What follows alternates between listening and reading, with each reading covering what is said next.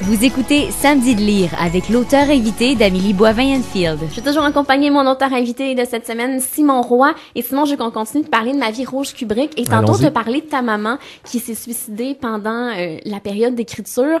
Et finalement, ta maman, elle s'est retrouvée à l'hôpital pendant 2 semaines parce qu'elle a un peu manqué son coup, là. Ah ouais, c'est horrible là, de un qu'elle l'ait fait. Mais pire encore, c'est qu'elle soit ratée et qu'il nous soit revenu à moi et mon frère et ma sœur la lourde décision de décider ce qu'on allait faire avec elle. Est-ce qu'on continuait l'acharnement thérapeutique, les traitements et pour la maintenir en vie, puis peut-être espérer de la récupérer, mais dans quel état? Où on débranche. Bon, et comme moi, je suis l'aîné, j'avais à trancher parce qu'on est 3, oui. Donc les 2 disaient on fait comme tu veux, mais bon, on fait comme je veux. C'est pas une mince tâche là. C'est une décision très lourde. Ça demeure la personne qui te donne la vie et t'as le droit de vie ou de mort sur elle. Moi, je m'en suis remis. Je vis bien avec ma décision dans la mesure où, comme c'était une tentative de suicide, on décode qu'elle voulait en finir, elle voulait mourir. Mais quand même, c'est pas... je souhaite pas ça à personne. Non, ça a été très difficile. Est-ce que ça a été dur à écrire dans l'ouvrage parce que tu l'abordes dans l'ouvrage? Ouais, au moment où évidemment ça s'est passé, j'étais loin d'écrire. Là, je passais mon temps à l'hôpital, mais quand même dans la partie où je la veillais, les heures et les heures, comme tu disais, ça a duré 2 semaines. Elle est morte le 26 février, puis elle a fait sa tentative le 11, donc 2 semaines solides de temps passé auprès d'elle. C'est ça, j'étais pas dans le mode écriture, mais je réfléchissais beaucoup à la vie, à la mort, à ma vie avec elle. Évidemment, il y a beaucoup de ce qui est devenu le livre qui a eu sa source pendant ces heures de solitude-là. Elle était comme un légume là, intubé de toutes parts, fait qu'il n'y avait pas de communication intelligente possible avec elle.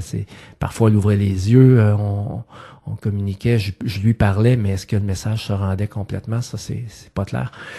La partie qui a suivi, donc je dirais en mai, où je me suis remis activement à écrire le livre, ouais, ça a été tough. Ça a été...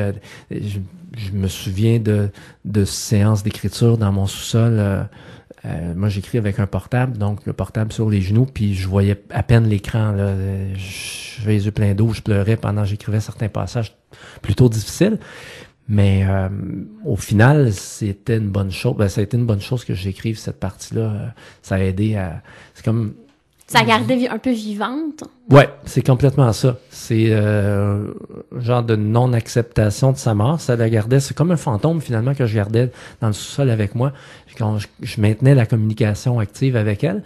Et évidemment, le fait que j'ai romancé, non pas son geste ou le temps qu'elle a passé à l'hôpital, mais j'ai romancé les raisons pourquoi elle l'a fait.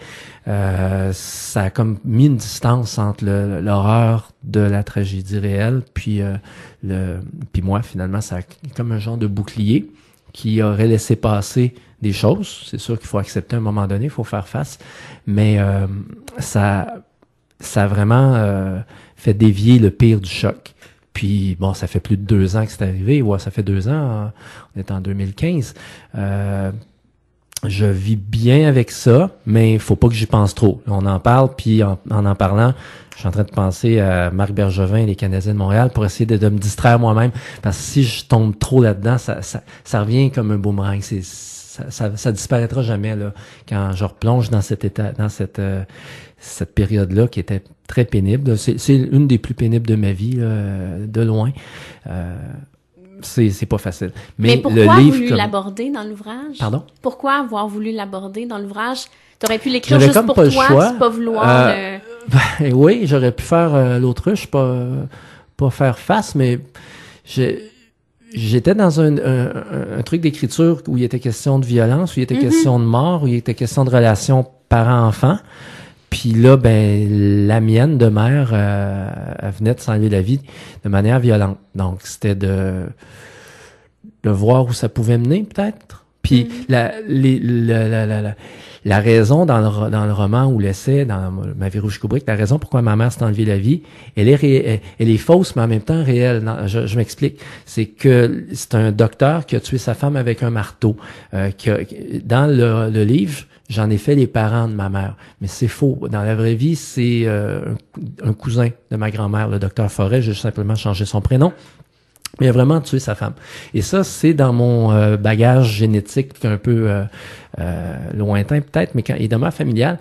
Puis j'ai essayé c'est un drame absurde là aussi. On ne sait pas pourquoi il a fait ça. Autant ma mère, on ne sait pas pourquoi elle l'a fait en vérité. Donc c'est comme si j'avais voulu donner un sens à deux tragédies absurdes. Le docteur Forêt qui a tué sa femme au marteau. Il adorait sa femme. Ma grand-mère est allée manger et dormir chez eux 2-3 jours avant la tragédie, puis personne ne s'explique. Ça crée un émoi dans la région de Joliette quand c'est arrivé. C'était quelqu'un de respectable et tout ça. Et bang, du jour au lendemain, il assomme et il achève sa femme au marteau. Alors, pourquoi faire ça? C'est inexplicable. Donc, et ça, je dirais, j'ai eu assez de plaisir à le faire, à imaginer des raisons, puis à créer un roman avec ça. Et ça m'a distrait, ça m'a diverti, puis en même temps, ça m'a étourdi dans le travail, puis j'y crois beaucoup à ça. Là, quand on a un malheur, trouve un livre, lis, c'est Montesquieu qui disait, il y a pas de chagrin qu'une heure de lecture n'a dissipé, à peu près comme ça, qu'il a dit. Bon, ça, l'art est une forme de thérapie et le travail. Là, j'ai conjugué les deux. J'ai essayé de faire une œuvre d'art, de rendre beau quelque chose d'horrible. Mm-hmm. Ben, c'est pas un beau livre dans le sens où ça traite de meurtre puis d'infanticide et de suicide, mais de transformer en œuvre d'art, ça en demeure une, deux tragédies insensées. Ouais, c'est pour ça que je l'ai fait. Et comment la famille a réagi? Ma famille, ça dépend laquelle. J'ai pas d'écho de la famille Forêt. Premièrement parce que ce qui s'est passé dans mon livre, ça s'est un peu pour vrai passé. Le docteur Forêt avait 2 enfants qui se sont enlevés la vie dans des circonstances qui donnent la chair de poule. Quand on sait que Jack Torrance, dans le film The Shining, meurt gelé, alors dans la vraie vie, un des enfants du docteur Forêt est mort gelé. Littéralement et au figuré. Ouais. Il était drogué et il s'est laissé mourir de froid. Exactement comme le dénouement du film. Et ça, je ne le savais pas quand j'ai écrit le livre. J'ai su parce que c'est tabou là, dans ma famille, du côté de mon père. Personne n'en parlait. C'est ma grand-mère qui, un bon jour, avait un peu... perte de conscience de temps en temps où tout ce qu'elle disait n'était pas tout le temps cohérent. Là. C'était pas la démence, mais un début d'Alzheimer. Puis parfois, elle radotait, elle racontait les mêmes histoires. Un jour, sortant de nulle part, elle me raconte cette histoire du docteur Forêt que j'avais jamais entendu parler de personne. Mon père a 7 frères et sœurs. Donc c'est du monde, ça, qui peuvent te conter des histoires. Personne n'en avait jamais parlé. Et là, j'ai fait ma petite enquête et les gens disent « Oh non, elle doit délirer, elle est trop, elle est vieille, tu sais, elle dit n'importe quoi. » Mais non, parce qu'il y a eu la filleule de cet homme-là, du docteur Forêt, qui m'a raconté que c'était vraiment arrivé. Alors là, j'ai pas eu de malaise, mais j'ai craint des représailles. Mais comme je viens de le dire, sont à peu près, il y avait 2 enfants et les 2 sont morts, les 2 sont suicidés en raison du mal de vivre que leur a légué leur père. C'est fou la coïncidence. Ah, complètement. Tu le savais pas, puis t'as écrit ça. Non, et il y a pire encore, c'est que ce docteur-là, quand il était étudiant en médecine à Montréal, c'est quelqu'un de Crabtree, près de Joliette, il était gardien d'hôtel de nuit. Il surveillait un hôtel, exactement comme le personnage principal du film The Shining. Alors, plein de coïncidences qui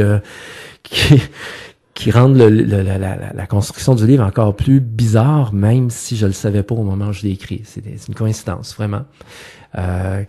Puis bon, il y a beaucoup de fierté aussi, faut que je le dise, de l'émotion, parce que je raconte la fin de vie de ma mère, donc les gens qui étaient proches d'elle ont eu du mal à le lire sans fermer le livre, sans aller chercher des Kleenex.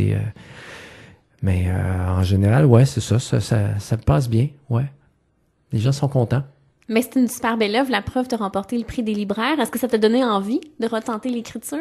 Ouais, c'était pas le plan de match au départ, là, comme je l'avais dit en entrevue avant. J'ai pas d'ambition littéraire, puis je maintiens la formule. Là, mais je dirais que justement, j'en dois plus qu'une à l'Association des libraires. Leur récompense que je les en remercie. Mais pendant il y a eu des étapes. Il y a eu la liste préliminaire où il y avait 12 œuvres et ensuite ça a été réduit à 5. Mais bon, je reviens à l'étape où il y en avait 12. Ils ont créé sur Facebook, sur leur page Facebook, un calendrier de l'Avent et ils demandaient aux auteurs finalistes, autant hors Québec que québécois, de créer, d'écrire un petit texte pour le calendrier de l'Avent. La plupart, tout le monde, ou n'ont rien écrit, ou ont mis des vœux du jour de l'an, pas du jour de l'an, mais du temps des fêtes, meilleurs vœux, reposez-vous bien, on vous souhaite de la santé, tout ça. Mais moi, j'ai joué le jeu, je suis le seul à l'avoir fait. J'ai écrit une petite création, une petite fiction autour de Noël, un genre de mini-conte de Noël qui tient sur une page, qui est comme un genre de... on peut le lier avec l'histoire de Ma vie rouge Kubrick. Ce serait comme un chapitre oublié. Mais c'est une création. C'est pas un chapitre qui a été scrappé chez l'éditeur, là. Puis, j'ai vraiment eu beaucoup de plaisir à écrire ça m'a pris une soirée et j'ai retrouvé le même plaisir que j'avais quand j'ai écrit Ma vie rouge Kubrick. Puis, je me suis dit, ça serait peut-être correct de me donner le droit d'en écrire un autre, de voir si ça marche. Le livre, je sentais que ça marchait bien, les critiques étaient bonnes, les ventes vont bien. Est-ce qu'on peut le retrouver, ce texte-là, de l'Avent? Oui, sur Facebook. Si on va sur le site, pas le site, mais la page de l'ALQ, ou la revue des libraires, peut-être. Je pourrais pas donner l'adresse exacte, mais oui, ça se retrouve sûrement facilement. Je suis le dernier, je pense, à avoir paru. Fait qu'autour du 23-24 décembre 2014, il devrait y avoir un texte de moi.